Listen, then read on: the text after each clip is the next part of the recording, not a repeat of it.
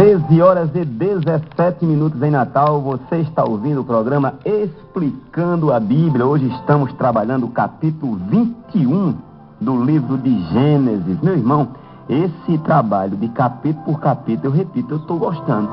Traz um bocado de coisa que a gente não tinha tempo pelo critério que a gente utilizou o ano passado, porém foi bastante proveitoso o ano passado, claro. Mas eu entendo que este ano, apesar da gente correr mais lentamente, mas segundo o patriarca, né, vamos aqui no passo do gado e também das crianças. Vamos ler mais uma parte que é a despedida de Agar e Ismael, que vai do versículo 14 até o 21, mais uma vez na Bíblia Viva, né? Diz assim o texto: Abraão deu ao lugar o nome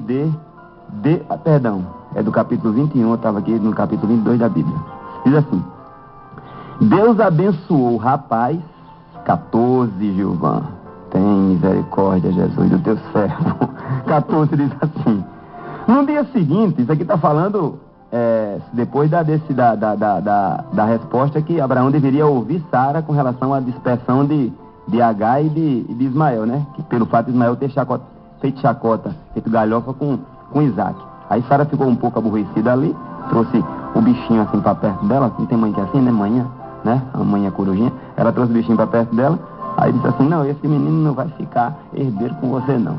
Aí aproveitou também o ressentimento que ela já tinha também, trouxe à tona, e ali ela levou para Abraão. Abraão ficou entristecido com aquilo, porém Deus interferiu na história de forma direta e terminou dizendo a Abraão que ele obedecesse a Sara, que Deus protegeria também o menino e também não se preocupasse com a escrava, né? Aí o verso 14 até o verso 21, que é essa perícope que eu vou ler agora, diz assim: no dia seguinte, Abraão se levantou bem cedo, pôs um bornal com alimentos e um cantil de água nos ombros de Agar e mandou embora a mãe e o filho. Ela ficou vagando pelo deserto de Beceba sem saber aonde ir. Quando acabou a água do cantil, Agar colocou o menino debaixo da moita. Depois se afastou e se sentou a mais de 200 metros de distância. Fez isso pensando: não quero assistir à morte do menino. E ali ficou ela chorando amargamente. Mas Deus ouviu a voz do menino e do céu, glória a Deus, o anjo de Deus chamou Agar e disse: Agar, que aconteceu? Não tenha medo, Deus ouviu a voz do menino, dali aonde ele está. Vamos, levante-se, vá lá e trate de animar o rapaz, pois vou fazer uma grande nação dos descendentes dele. Deus abriu os olhos de Agar e ela viu um poço de água, isso no deserto, irmão. Foi lá, encheu o cantil e deu água ao filho. Fala muito isso aqui. Glorificado seja o nome de Jesus. Versos 20 e 21. Deus abençoou o rapaz, ele cresceu, vivendo no deserto de Parã, e veio a ser flecheiro. Agar arranjou casamento para ele com uma jovem egípcia, né? A gente já vê aqui que as coisas começam a tomar um outro rumo, o rumo de Agar, né? O rumo da egípcia, né? A gente vê, essa serva egípcia, ela provavelmente foi presenteada a Abraão na sua saída lá de Faraó, quando ele disse aquela mentira de que Sara era irmã dele. Mentira no sentido de querer tirar proveito, né? Da situação, que Sara era irmã dele. E quando ele saiu, aí Faraó deu uns presentes a ele. Possivelmente veio junto Agar com esse presente egípcio.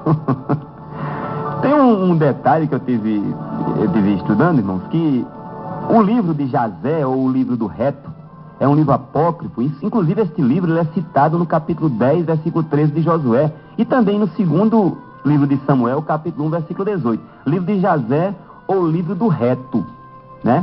E isso fala sobre a motivação, esse livro, ele fala sobre a motivação do sacrifício de Isaac. Não é uma literatura canônica, prestemos bem atenção. Ismael, irmão de Isaac, ele estava se inchando, segundo o livro, né? Pela circuncisão que havia realizado a pedido de Deus antes de Isaac.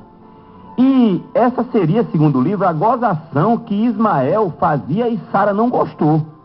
E ela viu ali a ameaça da herança de Isaac. Naquela ocasião, Isaac ele fala para Ismael que um pedaço de carne é pouco comparável com o sacrifício de todo o corpo, que ele, Isaac, estaria disposto se Deus o pedisse.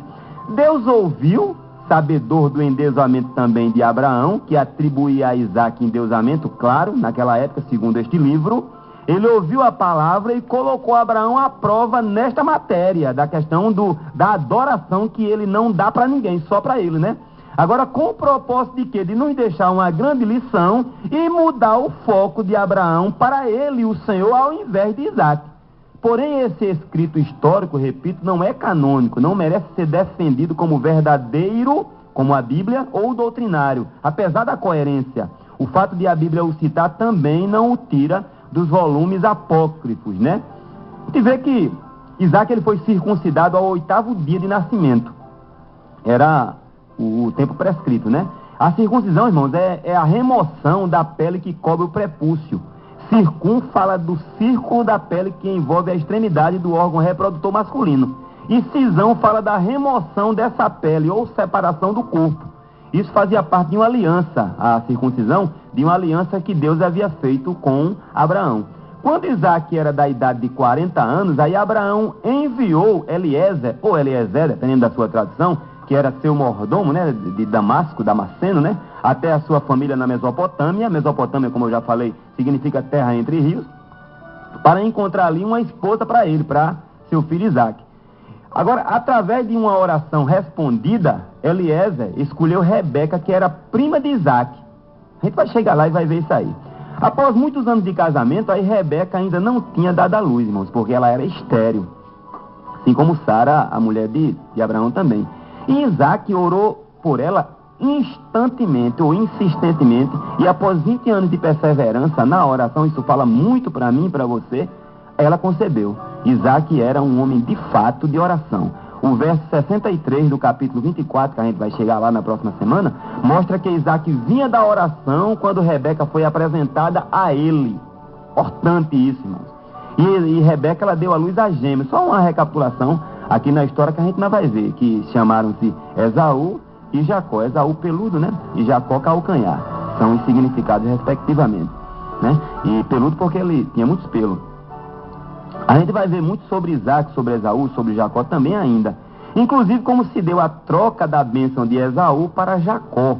E os transtornos, irmãos, causados na família pela falta de sabedoria de Rebeca. Olha, ela ficava detrás da porta, irmão, escutando as conversas do marido e posteriormente interferindo como querendo ajudar a Deus, como querendo ser Deus, mas sempre com ardil, com um jeitinho carnal.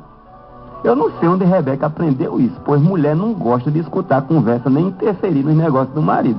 Se onde ela foi encontrar isso? A Sara, que era do mesmo jeito também, quando Abraão recebia a promessa do anjo de Deus que ela teria um filho, ela escutava e ia detrás da porta também. Digamos assim, detrás da porta, né? E acabou recebendo naquela ocasião uma repreensão. Não sei onde é que Sara mais Rebeca foram aprender isso. Isso não é caráter. Se fosse um homem, vá lá que seja. Mais uma mulher, meu Deus do céu. Iniciando a explicação do texto, irmãos, do texto de hoje, do capítulo 21 de Gênesis, eu já vou me valer aqui de uma fala de Jesus, quando ele disse que passarão os céus e a terra, mas as suas palavras não passariam. Nos 12 versículos iniciais do capítulo 21, a gente vê por 3 vezes o registro da infalibilidade da palavra empenhada por Deus. Isso quer dizer para todas as gerações que o Deus imutável e verdadeiro cumpre aquilo que promete. O texto diz, ó, e o Senhor visitou a Sara, ó, como tinha dito, e fez o Senhor a Sara como tinha falado, e concebeu Sara e deu a Abraão um filho na sua velhice ao tempo determinado que Deus tinha dito. Ora, quando a Bíblia fala repetidas vezes, é sabendo, irmãos, da dureza do nosso coração, da falta de habilidade que temos de abrir espaço para a sua palavra fazer morada dentro da nossa mente, aí fica repetindo. É como quem trata com menino mesmo. Ela é dessa forma. A sabedoria de Deus é extremamente superior à nossa. Aí, a gente vê que essa situação, irmãos, uma pergunta, conforta ou não conforta saber que é a esse Deus de palavra que servimos e temos dele a promessa da sua volta e, consequentemente, uma morada eterna no céu? Conforta, rapaz. Quem quiser arriscar, que arrisque, mas eu fico com a grande esperança, por meio da fé, que serei favorecido por sua bondade e irei para o céu.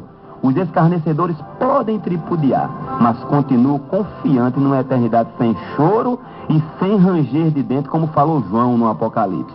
né? Ele limpará dos meus olhos toda lágrima. Agarro-me nesta promessa, inclusive quando eu estou chorando. Eu tenho andado chorando ultimamente assim, às vezes de alegria, às vezes de tristeza, né? E isso é fantástico, né? Até porque a gente sabe que a porta está aberta. Ele está aí. Quem clamar a mim, eu responderei, né? Ele disse também, eu sou a porta, o Senhor Jesus falou. Venha hoje, meu irmão, se você ainda não conhece Jesus, o Jesus da Bíblia, aquele que quer que imitemos, venha segui-lo, seguir e imitar o seu procedimento. Faça isso e seja de fato feliz, né? Para ver que, voltando aqui ao assunto, só Deus, irmãos, poderia dar um filho a um casal idoso, cuja mulher era impossibilitada de gerar por ser estéril. Você concorda com isso, claro? Ainda que você não seja evangélico. Uma coisa que não pode passar batida é que Abraão, ele creu na promessa de Deus antes do nascimento de Isaac. E essa fé deve ser imitada por todos nós, pois a fé produz obediência.